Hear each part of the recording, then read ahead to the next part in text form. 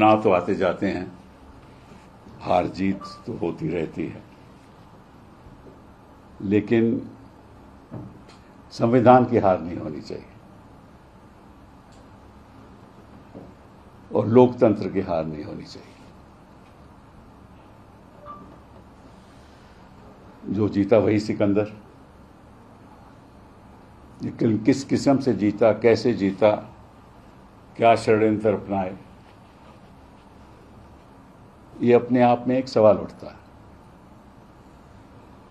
अभी हाल ही में जब भाजपा की जीत हुई पश्चिम बंगाल में, तो हमारे प्रधानमंत्री जी ने ये कहा कि हम बदले की नीति नहीं, बदलाव की नीति अपनाते हैं। तो एक बड़ा अच्छा बयान है ये। और 2014 के बाद प्रधानमंत्री जी, मैं आपसे पूछना चाहता हूं कि आप बदले की नीति अपनाते रहे या बदलाव की नीति? आपने बदले के आधार पे सरकारों का बदलाव किया। जहां मेजॉरिटी सरकारें थी, आपने तोड़ के उनको अपने पक्ष में लोगों को लेके अपनी सरकारें बनाई। ये बदलाव की राजनीति थी या बदले की? जिस तरह से आपने ईडी का उपयोग किया मुख्यमंत्रियों के खिलाफ प्रदेशों में, वो बदलाव की राजनीति थी।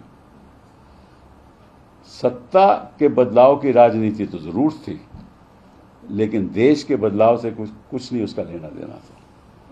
आप चाहते हैं कि कोई भी विपक्ष की सरकार किसी भी प्रदेश में नहीं रहे, ये बदलाव आप चाहते हैं।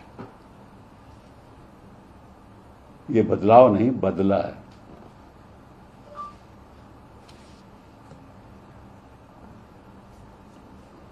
वहां आपने 2400 बटालियंस भेजे सीआरपीएफ के। हालांकि चीफ इलेक्शन कमिश्नर और इलेक्शन कमीशन की जिम्मेदारी है कि पश्चिम बंगाल में सुरक्षा रहे, लोगों की सुरक्षा, और सारी भूमिका अपनाई हुई थी।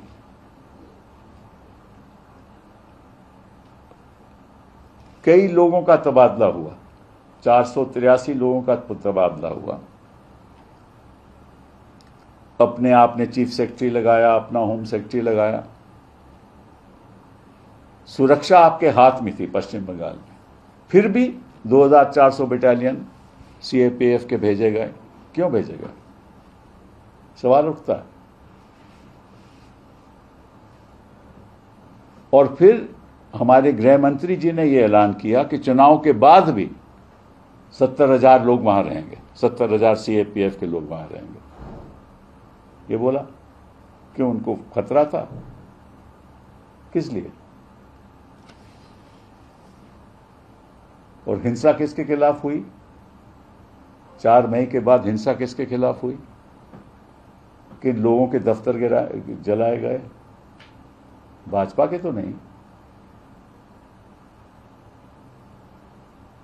हत्याएं भी हुई, और मेरे पास डाटा भी है, मैं आपको बता देता हूं।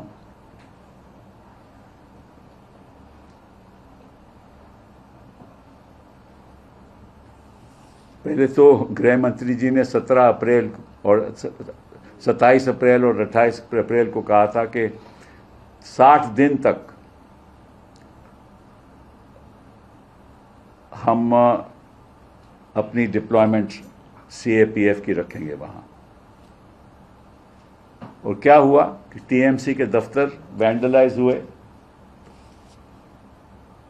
आर्सन हुआ वहां, तौलीगंज में, कस्बा में, बेलाघाटा में, रूबी क्रॉसिंग, बुरुयापुर में, कमरहाटी में, बरानगर में, हावड़ा में, बहरामपुर में, मुर्शिदाबाद में, आसनसोल, कूच बिहार, सिलीगुड़ी, जलपाईगुड़ी, घाटल, फाल्ता, डायमंड हार्बर, कई और जगह में।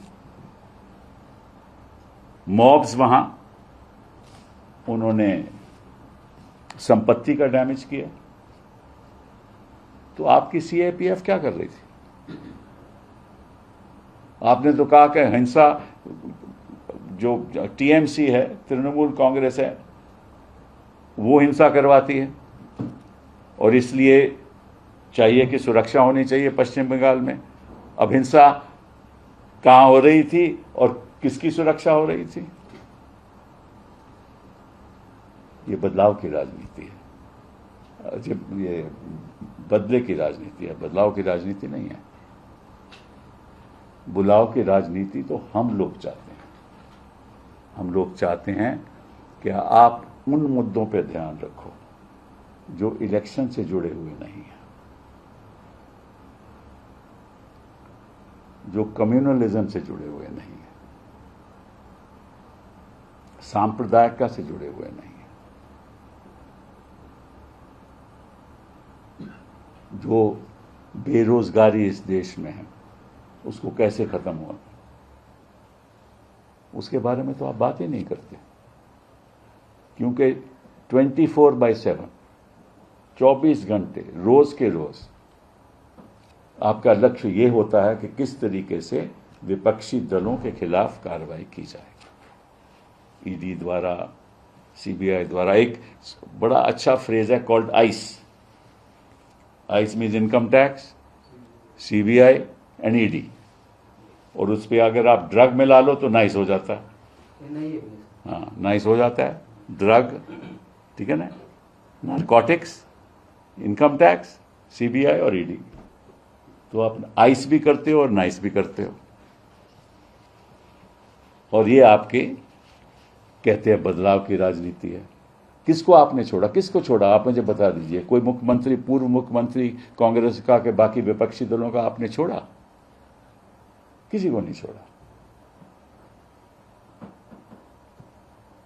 सरकारें गिरा दिया आपने। आपका काम ही है। और ये बदले की भावना से, बदलाव की भावना से नहीं।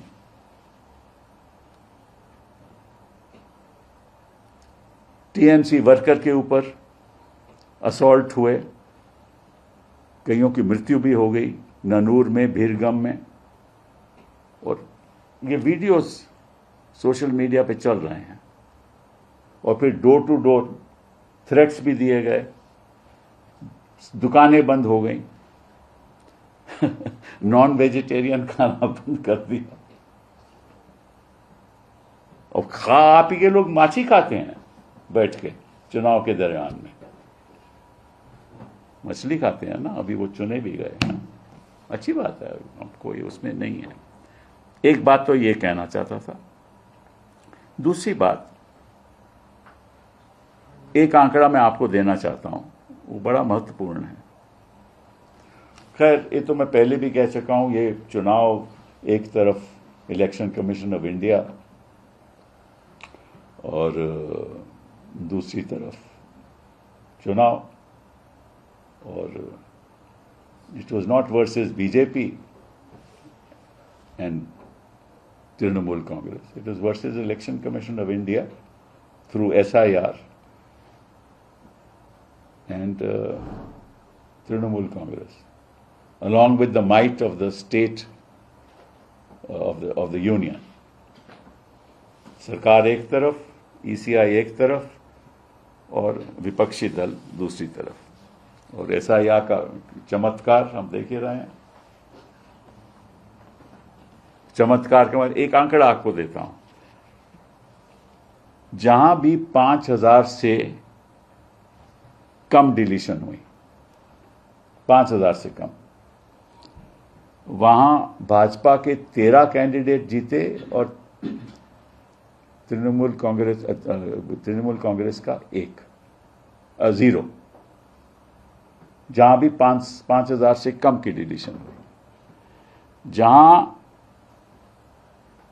5 से 15,000 की डिलीशन हुई, वहां तृणमूल कांग्रेस के 12 लोग जीते और भाजपा के 50। जहां 15 से 25,000 की डिलीशन हुई, वहां तृणमूल कांग्रेस के 19 जीते और भाजपा के 47, और जहां 25,000 से ज्यादा डिलीशन हुई तो वहां तृणमूल कांग्रेस के 51 कैंडिडेट्स जीते और भाजपा के 95।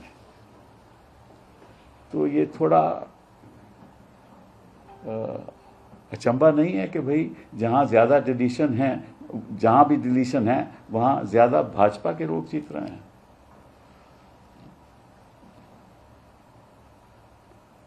कुछ ना कुछ तो दाल में काला है ना। और साथ में जिस तरह से काउंटिंग सेंटर्स में हो रहा था कि मैं तो नहीं जानता, क्योंकि अभिषेक जी का एक बयान था जो मैंने कल सुना कि काउंटिंग सेंटर में लोगों को मारा गया, उनके लोगों को मारा गया और भगाया गया वहां से। ऐसे वो 100 सेंटर के उदाहरण दे रहे थे, मुझे नहीं मालूम, पर उनकी बात मैं रख रहा हूं। तो अगर ये सच है तो ये जो वीडियो फुटेज है वो तो 45 दिन के लिए इलेक्शन कमीशन रखती है अपने पास, क्योंकि 45 दिन की म्याद होती है इलेक्शन पिटीशन फाइल करने में। तो दिखा दें वो वीडियो कि ये गलत है। और सेंटर में कौन था, काउंटिंग सेंटर में कौन था? माइक्रो ऑब्जर्वर केंद्र सरकार का, एक और केंद्र सरकार का या पीएसयू का नुमाइंदा। हाँ, जो आरओ था वो इलेक्शन कमीशन का चुना हुआ, स्टेट का तो कोई नहीं था ना वहां। और जो काउंटिंग एजेंट था एक बार अंदर चले गया, उसको बाहर नहीं आने दिया। और आपको मालूम है, मैं तो कई इलेक्शन लड़ चुका हूं माई सेल्फ, 4 इलेक्शन तो मैं ही लड़ चुका हूं। हर राउंड में यह बताया जाता था कि पहले राउंड में कितनी सीटें किस पार्टी को मिली। कोई जानकारी नहीं, किसी को कोई जानकारी नहीं, जब तक पूरा गणित नहीं हो जाता। ये कहां का प्रावधान है?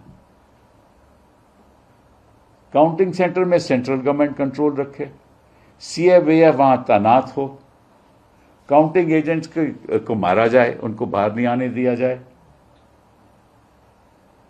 ये किस किस्म की इलेक्शन है? ये बदलाव चाहते हैं मोदी जी, मतलब कि इलेक्शन प्रोसेस में बदलाव आए।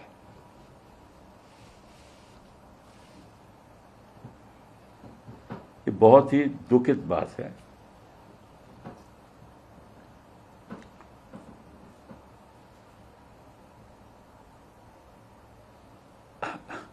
और क्या क्या भाजपा ने नहीं किया, आप देखिए।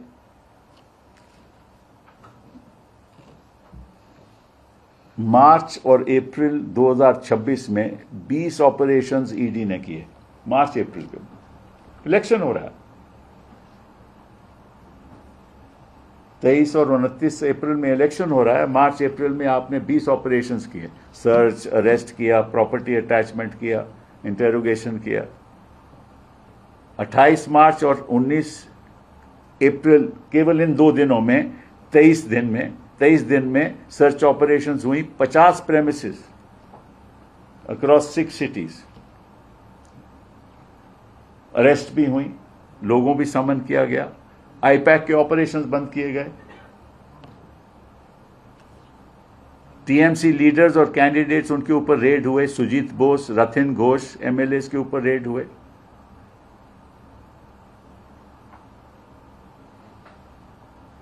देबशीष कुमार कई बार ईडी ने उनको समन्स किया, ये टीएमसी का एमएलए कैंडिडेट फ्रॉम राजबिहारी। 1 अप्रैल को, 3 अप्रैल को, 9 अप्रैल को ये चुनाव हो रहा है और ईडी समन करे जा रही है। फिर सबसे मैं समझता हूं शर्मनाक बात इस देश में, और वो शर्मनाक बात होनी नहीं चाहिए इस देश में। कौन हिंदू है, कौन मुसलमान है, कौन बौद्ध है, कौन ईसाई है, इसका क्या लेना देना है? इस सेक्युलर केस में क्या लेना देना है इसका? हम सबसे पहले तो हिंदुस्तानी हैं, उसके बाद हम कुछ और हैं। और आपका आपका आपका क्या क्या आपकी स्पीचेस रही? Hindus must rise, unite and vote for BJP. ये कम्युनल अपील नहीं है। Why should Hindus alone rise, unite for BJP? Why not Hindus, Muslims, Isais, Sikhs, everybody? आप इलेक्शन को कम्युनलाइज करते हो, ये बदलाव की राजनीति है आपकी, इसको आप बदलाव कहते हो। सारे देश में आपने बंटवारा कर दिया समाज का, इसको आप बदलाव कहते हो।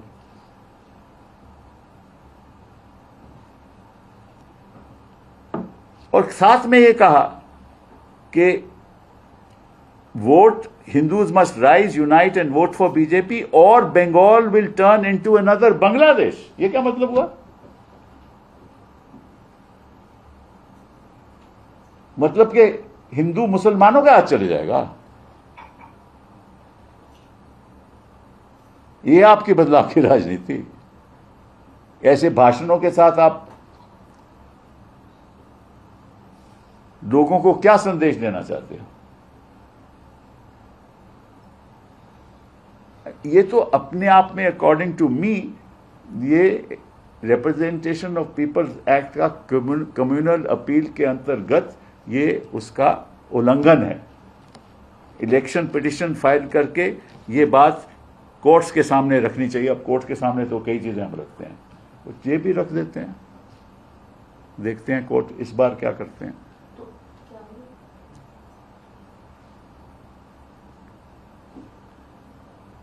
और फिर कहते हैं देखो हिंदू वोट कंसोलिडेशन हुआ। कम्युनल अपील आप करो, फिर कंसोलिडेशन की बात करो। और वैसे ही कुछ लोग दूसरी तरफ भी, एक हमारे लीडर हैं, वो कहते हैं कि मुसलमान का कैंडिडेट, मुसलमान को भी कंसोलिडेट करना चाहिए। भाई ये कौन सी राजनीति है? आई मीन इस देश में, इस देश को आप किस ओर ले जाना चाहते हो? ये आपका विकसित भारत की ओर जा रहा है देश। ये एक मतलब कि हम झलक देख रहे हैं विकसित भारत की, जिसमें हमारे समाज में हिंदू एक तरफ, मुसलमान एक तरफ, ईसाई एक तरफ, अपने दलित एक तरफ, ठाकुर एक तरफ। मतलब कि कैसे समाज में बंटवारा करना। आई मीन हिंदुस्तान को आगे बढ़ना है, किसी एक समाज को नहीं। तो इसलिए मैं आज आपके सामने आया हूं ये कहने के लिए ये कि बदले की राजनीति से देश विकसित कभी नहीं होगा। बदलाव की राजनीति तभी आएगी, विकसित भारत तभी बनेगा जब आप देश के देशवासियों की असली समस्याओं पे गौर करोगे। और समस्याएं वो शिक्षा, स्वास्थ्य, स्किल डेवलपमेंट, रोजगार, पोल्यूशन, पानी से जुड़ी हुई हैं। स्वच्छ पानी मिले, स्वच्छ हवा हो ताकि हम सांस ठीक तरह से ले सकें, अच्छे टीचर्स हों जो हिंदू मुस्लिम की बात नहीं करें, अच्छे जज हों जो निष्पक्षता से फैसला करें, तभी हिंदुस्तान विकसित होगा। बहुत बहुत धन्यवाद। I just want to first let me in English. in English, right?